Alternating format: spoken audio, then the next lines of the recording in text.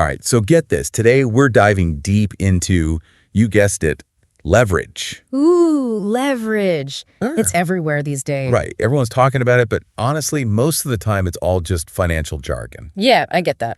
But today, we're going way beyond that. We're talking about leverage as like unlocking superpowers. Because that's what it can do for building like these massive businesses to, even, launching podcasts to stardom. It's a force multiplier for sure. Totally. Yeah. And the best part is we're breaking it all down step by step, showing you how to actually make it work for you in your own life. I love that. Practical leverage. Exactly. And to help us decode all of this, we have an expert who, well, they don't just talk the talk, they live it. Well, I try. And you've got this amazing ability to see the connections others miss. I guess I just like connecting the dots. Well, get ready to connect a lot of dots today because we're diving into the world of leverage. I'm excited. So ready to unlock some serious potential? Let's do it. Let's dive in. I am thrilled to be here. Leverage it's more than just like a buzzword, right? It's this fundamental force, almost like gravity, but for success, Okay, I love the analogy, but let's get real. What is leverage? If you had to explain it in plain English. So think about Archimedes, way back when, right? Hey, taking it way back. He said, "Give me a lever long enough and a fulcrum on which to place it, and I shall move the world." Wow, that's powerful. And that's really the essence of leverage, using some kind of tool or a system to amplify what you're already doing. So you get way bigger results. Size results. So it's not just about working hard? No, it's about working smart. I like that, working smart. Right. Instead of that old image of the lumberjack, just swinging an axe all day, imagine that same person with a bulldozer. Oh, yeah.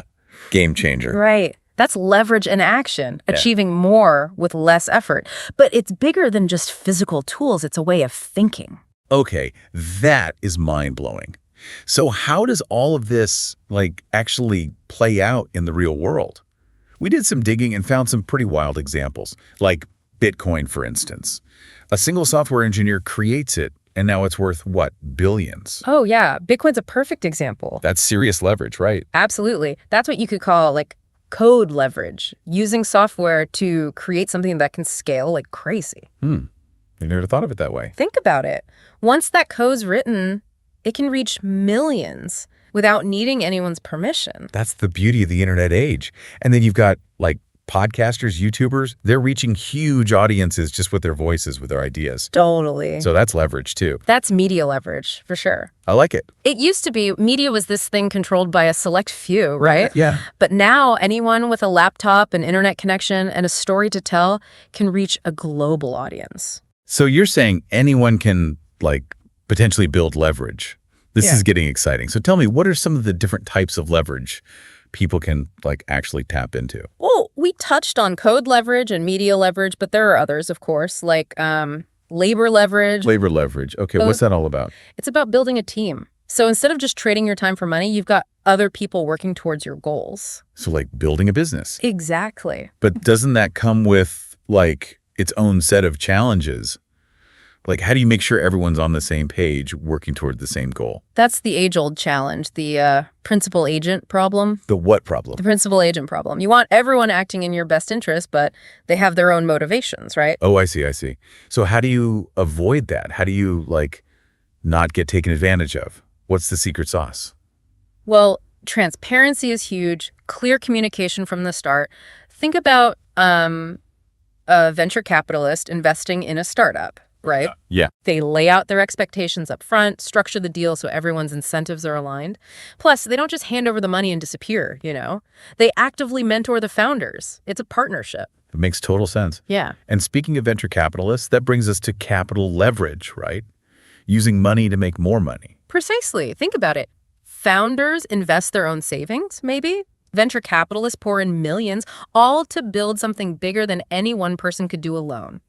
It's about amplifying your impact, but it's not without risk. You could lose it all. So how do you navigate that? How do you, manage that risk. That's where, knowledge and judgment come in. And those are at the core of building any kind of leverage. Hold on, this is getting super interesting. But before we get lost in the weeds here, can we just do a quick recap, a cheat sheet of each leverage type and its pros and cons, just so we have a clear picture before we go deeper? Sure, a leverage cheat sheet. I like it.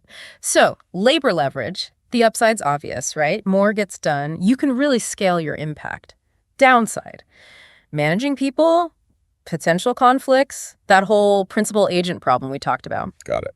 Then there's capital leverage, all about accelerating growth. But downside is risk.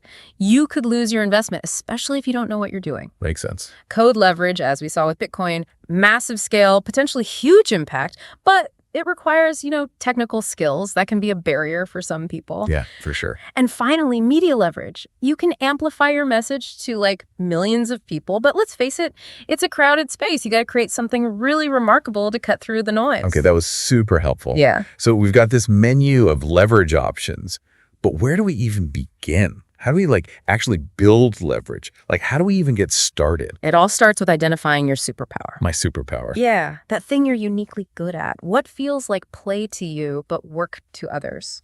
Ooh, I like that. I don't know, kind of obsessed with researching really obscure historical facts. Most people, I bet, would find that totally tedious. Is that what you mean? Exactly. See, that's a potential gold mine right there. Totally. It's about finding that intersection of your passion, your skills, and what the world actually values. This is making a lot of sense already. I bet our listeners are already brainstorming their superpowers right now. I hope so. So, okay, what's the next step? After identifying your superpower, where do we go from there? That's where acquiring what I like to call specific knowledge comes in. So you're that historian, right? You've got the passion. But to build real leverage, you got to dive deep, become an expert in a specific area of history that people are actually interested in. So it's not just about general knowledge. It's about being a specialist. Exactly. Think about it. Would you rather have a general doctor or a specialist when you're facing a serious health issue? Okay, yeah, point taken. Specific knowledge is key. But isn't there a danger of getting too specialized?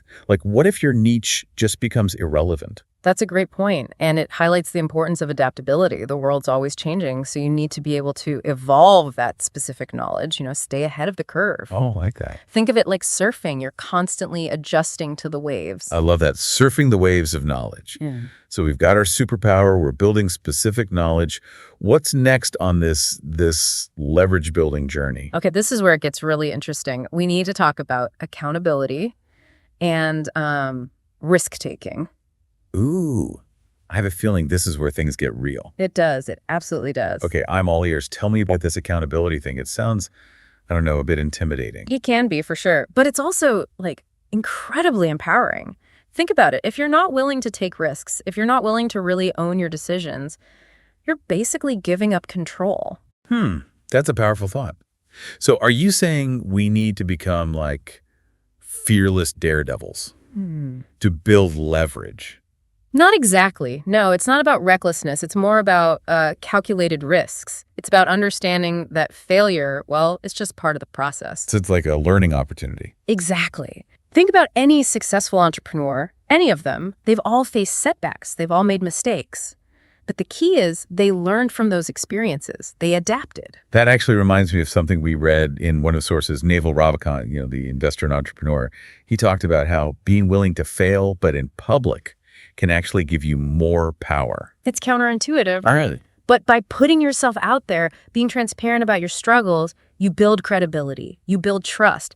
People are drawn to that authenticity. They like seeing someone who's willing to be vulnerable.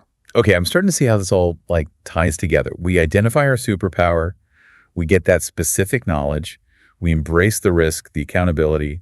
What's the final piece of the leverage puzzle? Okay, so now we got to talk about cultivating good judgment. This is where leverage really becomes a superpower. You can have all the knowledge, all the resources in the world, but if you make bad decisions, it's all for nothing. So how do we develop this good judgment muscle? It sounds a bit, abstract. It is a bit, but it's a combination of things, It's experience, it's reflection, and I think mentorship is huge here. It's learning from your own mistakes, but also learning from the experiences of others. So it's like building a mental model. to help you navigate tricky situations and make good calls, even under pressure. Exactly. And it's a muscle you've got to constantly exercise. The more decisions you make, the more feedback you get, the better your judgment's going to become. This is all starting to click now. Okay, so we've got these like 4 pillars of leverage. We've got identifying our superpower. We've got acquiring specific knowledge. We've got embracing accountability. And then we've got cultivating good judgment. But how do these pieces actually work together? How do we actually, put them into practice? Give us some real-world examples. Okay, love it. Let's look at how these levers can work in synergy. Okay, lay it on me. I love a good example. Think about a tech startup, right? They often start with like a brilliant engineer, someone with that code leverage, able to create innovative software. Then they bring in like a visionary leader, someone who excels at labor leverage, building that amazing team. Okay, so you've got the brains, you've got the manpower, but what about the money? You need capital to actually get off the ground, right? Exactly. That's where capital leverage comes in.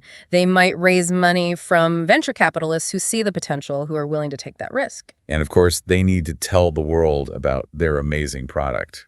That's where media leverage comes in, right? You got it. Social media, content marketing, PR, whatever it takes to reach their audience, to build that buzz. So it's like all these different instruments playing together. It's a beautiful symphony. I love that.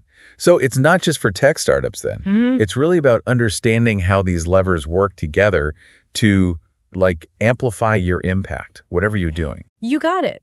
It's about being strategic, being creative, and how you combine these forces. This is mind-blowing.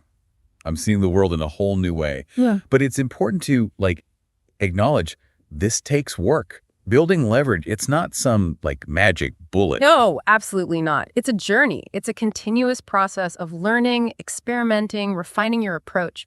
And honestly, it's about being patient and persistent, even when things get tough. I think it's also important to remember that not all leverage is created equal. Like some forms are more sustainable than others, right? 100%. Think about like someone who builds their entire business on their personal brand, an influencer, for example. That can be powerful, sure, but it's also incredibly fragile.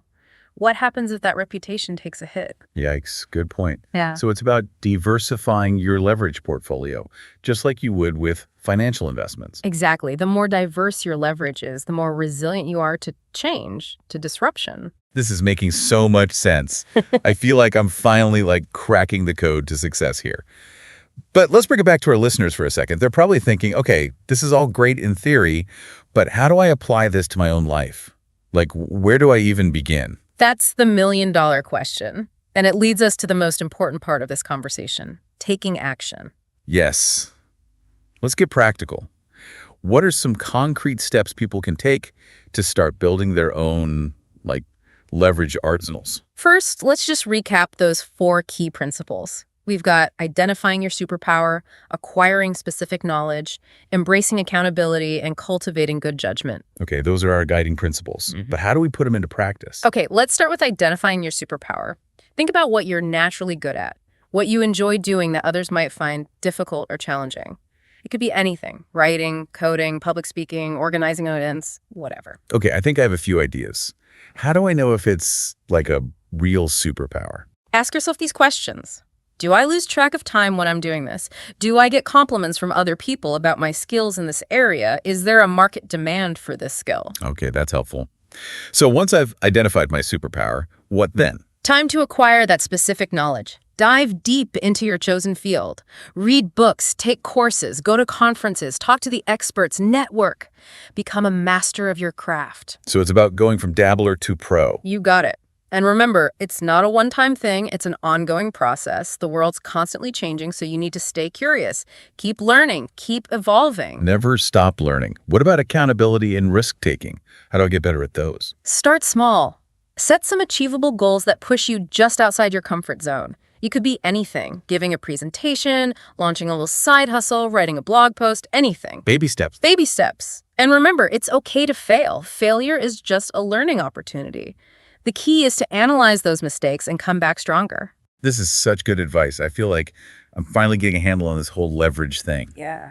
But judgment, how do I cultivate that? This is where mentorship is so valuable. Find someone you admire, someone who's achieved success in your field. Ask for their guidance. So find a mentor, someone who can help me sharpen my decision-making skills. Exactly. And don't be afraid to ask for feedback from others. Get different perspectives. The more perspectives you get, the better equipped you'll be to make those tough decisions. This is so empowering. I feel like I'm finally ready to take control, build the life I want. That's the spirit. And remember, this is a journey, not a destination. Enjoy the process. Celebrate the wins along the way and never stop learning. This has been such an amazing deep dive. We've covered so much ground, but I feel like we've just scratched the surface. Oh, for sure. It's something you can explore for a lifetime. The more you learn about leverage, the more you start to see it everywhere. It's like a secret code has been unlocked. But before we wrap up, I want to leave our listeners with a final thought, something to really, chew on. I love it. What's the takeaway message you want them to walk away with?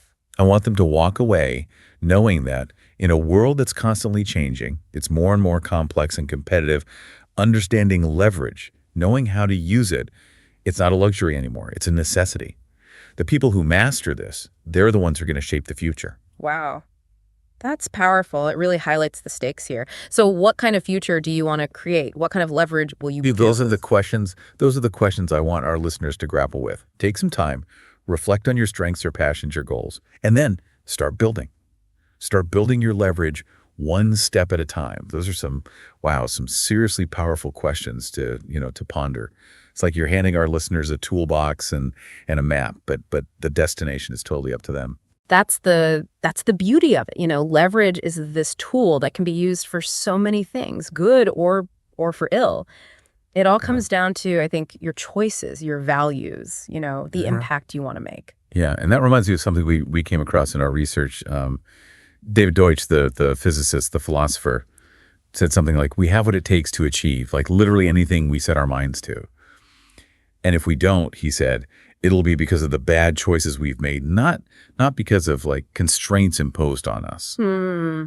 It really flips the script on like all our usual excuses, doesn't it? It does. It's a call to action, like an invitation to step into our power and really own our lives. And I think part of that ownership is recognizing that we have the power to learn and grow. Yeah. Right. To acquire the knowledge we need to build the leverage we desire. Absolutely. Knowledge it's the key that unlocks so many doors.